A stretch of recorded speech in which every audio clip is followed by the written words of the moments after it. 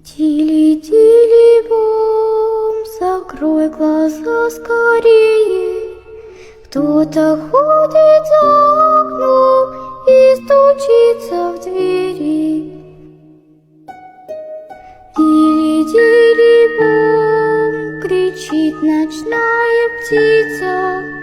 Он уже пробрался в дом к тем, кому не спится. Jelas aja ibunya Susi ini bener-bener bingung di sini, milih antara dua hal yang nggak bisa banget dia pilih. Gimana bisa milih coba?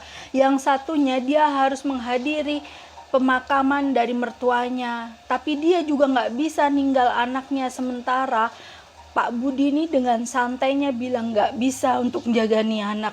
Alhasil dengan segala cara dan perkataan, Bapak dan ibunya Susi ini ngebujuk Pak Budi untuk mau menerima si anak ini, sampailah si Pak Budi ini mau juga tapi dengan terpaksa. Terus Pak Budi tuh bilang kalau dia ini butuh waktu untuk nyiapin nih kamar dan nggak mau sampai istrinya tuh tahu kalau nih anak itu tuh nggak boleh sampai ketahuan sama istrinya, nggak boleh sampai ngeganggu ketenangan istrinya. Jadi si Pak Budi ini mau nyiapin kamar dulu gitu loh, dan akhirnya ibu dan bapaknya Susi diminta lagi kembali datang nganterin nih anak pada nanti malam saat si Bu Ani udah tidur. Ya dengan sangat terpaksa juga ibu dan bapaknya Susi ini nerima permintaan dari Pak Budi, walaupun sebenarnya mereka tuh udah nggak sabar pingin datang ke makaman orang tua mereka. Jelas aja di sini tuh ada rasa kesedihan tapi juga ada rasa tanggung jawab gitu loh, di antara harus mendatangin pemakaman orang tuanya atau menjaga nih anak. Dan akhirnya malam pun tiba dan Pak Budi pun udah nyiapin satu kamar nih buat si bocah. Dan akhirnya saat Bu Ani datang nganterin ini anak, dia tuh dibikin kaget sama kelakuannya Pak Budi, karena ternyata kamar untuk si kecil ini diletakin di belakang rumah, yang kamar itu tuh nggak pernah dipakai dan sempat juga sih dibersihin sama bapaknya Susi, tapi kayak nggak layak untuk tempat tinggal seorang anak. Dengan berat hati ibunya Susi ini pun menyerahkan ini anak ke Pak Budi, dan dengan rasa bersedih, dengan rasa berat hati, dia ninggalin ini bocah sebelum si bocah itu akhirnya menangis dan merengek minta tangannya Bu Susi. Tapi ibunya Susi hanya mampu menahan air mata sambil memeluk nih bocah, terus menenangin. Dia bilang kalau dia nggak akan lama dan akan segera menjemput si ini bocah, hingga si bocah ini pun nurut dan diem. Akhirnya si Pak Budi pun memasukkan anak ini ke dalam kamar belakang rumahnya, sementara ibunya Susi melangkah pergi untuk ke pemakamannya ibunya dari suami dia. Pak Budi ini bener-bener ngerasa terpaksa banget menjaga si anaknya, walaupun sebenarnya ini adalah anak kandung mereka. Tapi buat Pak Budi bener-bener beban, dan dia takut kalau sampai istrinya tahu keberadaan si ini anak. Akhirnya Pak Budi ini bener-bener lalai sampai dia lupa untuk ngasih makan, ngasih minum, bahkan dia tuh nggak pernah nengokin ini anak sama sekali. Jadi sampai dia itu bener-bener nggak ngeh dan nggak inget kalau dia nyimpen satu anak di belakang rumah. Sampailah si ibunya Susi dan bapaknya Susi ini pulang lagi ke rumah itu. Setelah beberapa hari, sekitar 5 harian lah, si ibunya Susi ini dengan happy-nya, dia nggak sabar untuk nemuin anaknya. Antusiasnya ibunya Susi ini datengin rumahnya Pak Agus, dan dia mengetuk pintu rumahnya Pak Agus. Dan saat dibukain pintu, ternyata yang membukakan pintu tuh Ibu Ani. Terus dengan rasa gugup, ibunya Susi ini tanya, ada Pak Budi apa enggak, karena dia pingin bertemu dengan Pak Budi. Dan Ibu Ani pun bilang kalau Pak Budi ada di halaman belakang, dan menyuruh si ibunya Susi ini untuk menemuinya di belakang. Dan dengan bergegas si ibunya Susi ini menuju ke arah halaman belakang rumahnya Bu Ani, dan di sana dia menemui Pak Budi, dan di sana juga dia mengatakan kalau ingin menjemput anak asuhnya. Melihat kedatangannya ibunya Susi, Pak Budi ini ngerasa kayak sedikit bahagia, tapi dia juga ngerasa khawatir karena kalau jam segitu ibunya Susi ngambil itu anak, takutnya tuh si istri ini tahu karena istrinya tuh masih terjaga dan dia masih suka keliling ke sana kemari. Jadi Pak Budi nyaranin sama ibunya Susi ini untuk datang nanti malam, tapi kali ini ibunya Susi tuh nolak karena dia bilang dia ngerasain ada hal yang gak enak gitu loh, dan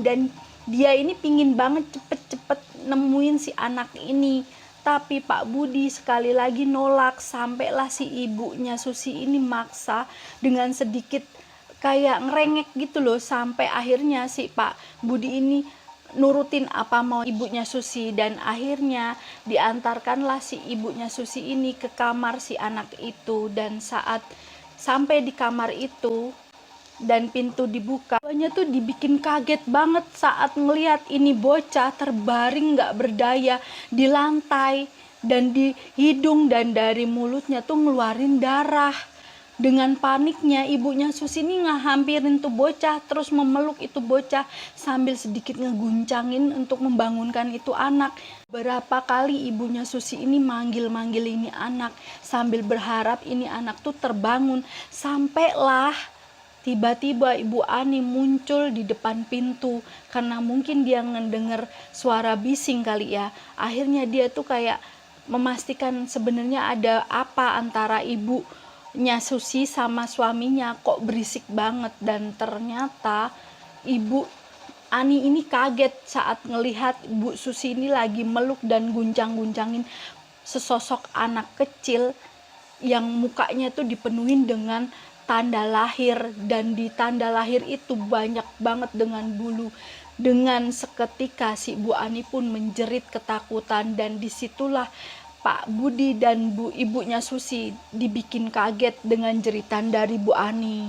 Melihat kehisterisan Ibu Ani, dengan spontan ibunya Susi ini gendong ini bocah dan membawa keluar dari kamar itu dengan tujuan mau dibawa ke rumah sakit gitu loh. Dia berharap ini anak tuh nggak kenapa-napa dan dia pingin banget cepet-cepet sampai di rumah sakit. Sementara Pak Budi masih bingung dengan menenangkan istrinya yang histeris dan menjerit nggak karuan. Singkat cerita, ibunya si Susi ini udah diantar sama suaminya membawa si ini anak kecil ke dokter, dan si anak ini pun dirawat dengan intensif oleh dokter karena terlihat ini anak tuh udah bener-bener nggak berdaya.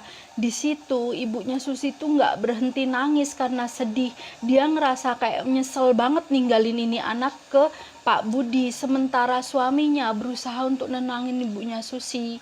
Dan di sisi lain Pak Budi yang berusaha banget lagi nenangin istrinya. Akhirnya si istrinya pun tenang setelah si istrinya minum obat penenangnya dia. Dan di saat itulah Pak Budi merasa kesel banget sama ibunya Susi, sampai dia berharap tuh anak nggak selamat, dan dia benar-benar mengeluarkan sumpah serapah kebenciannya pada si anak kecil itu. Padahal tuh anak kan anak istrinya, anak dari dia juga.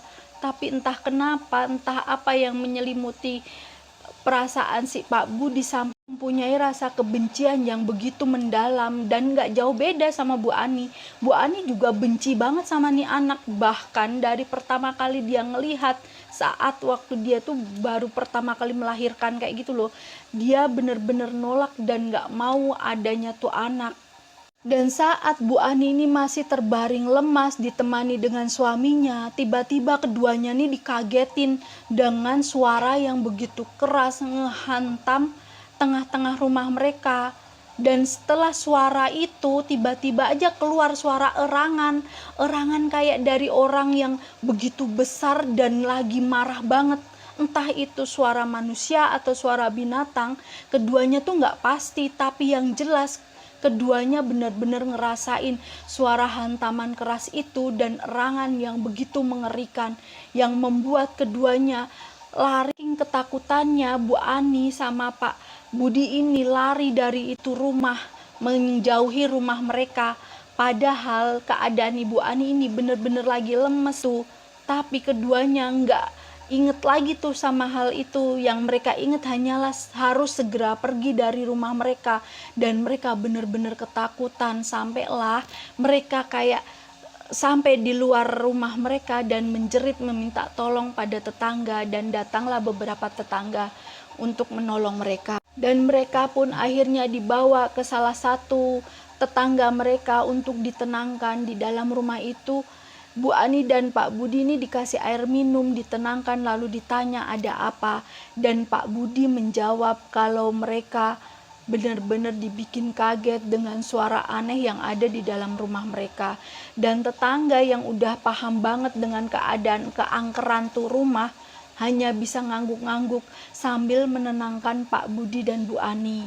Sementara itu di rumah sakit, ibunya Susi ini bener-bener lagi dalam keadaan yang sedih.